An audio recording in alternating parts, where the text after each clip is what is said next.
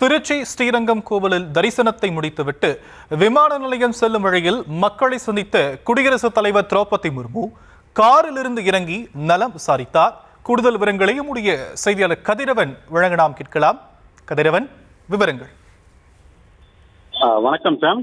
திருவாரூர் மாவட்டம் மத்திய பல்கலைக்கழகம் பட்டமளிப்பு விழாவில் கலந்து கொண்ட குடியரசுத் தலைவர் திரௌபதி முர்மு இன்று மாலை திருவாரூரிலிருந்து ஹெலிகாப்டர் மூலம் புறப்பட்டு திருச்சி ஸ்ரீரங்கம் யாத்திரா நிவாஸ் ஹெலிபேட் தளத்திற்கு வருகை தந்தார்.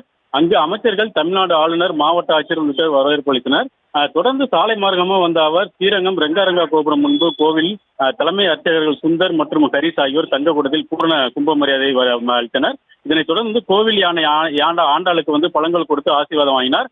தொடர்ந்து பேட்டரி கார் மூலம் சென்ற குடியரசுத் தலைவர் கருடாழ்வார் சன்னதியில் சாமி தரிசனம் செய்துவிட்டு தங்க கொடி மரத்தை வணங்கினார். அதனைத் தொடர்ந்து மூலவர் பெரிய பெருமாளை தரிசனம் செய்த பின்னர் பேட்டரி கார் மூலம் தாயார் சன்னதியில் தரிசனம் செய்துவிட்டு பின்னர் மீண்டும் பேட்டரி கார் மூலம் ராமானுஜர் சன்னதியில் தரிசனம் செய்தார்.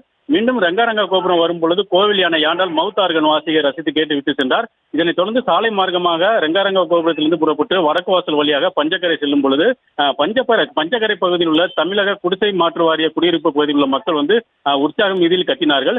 உடனே குடியரசுத் தலைவர் திரௌபதி முர்மு அங்கே இறங்கி காரை விட்டு இறங்கியவுடன் குழந்தைகளின் நலம் விசாரித்து தொடர்ந்து அவர்கள் மகிழ்ச்சியை பகிர்ந்து கொண்டார். இதனைத் தொடர்ந்து தனது பாதுகாப்பு அறியும் அங்கிருந்த குழந்தைகளுக்கு சாக்லேட் வழங்குமாறு கூறிவிட்டு சென்றார். இதனால் அப்பகுதியில் உள்ள தமிழக குடிசை மாற்று வாரிய குடியரசு வாசிகள் மிகவும் மகிழ்ச்சியுடன் ஆரவாரமாக கத்தினர். சாம்,